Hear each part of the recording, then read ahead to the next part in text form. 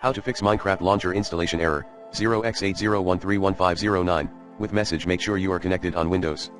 To fix Minecraft launcher installation error, 0x80131509, with message make sure you are connected on Windows, try, 1. Update your Windows, Java. 2.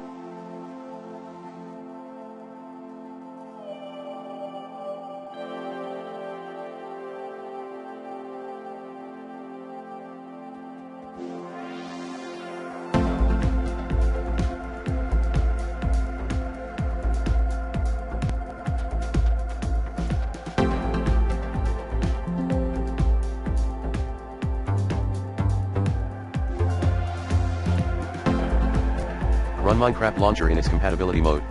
3.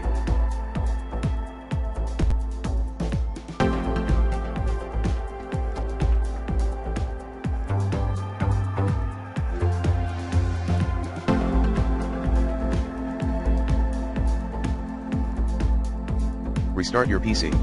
4. Use one latest version of Minecraft launcher only. Remove any other unused/unwanted version of Minecraft launcher. 5.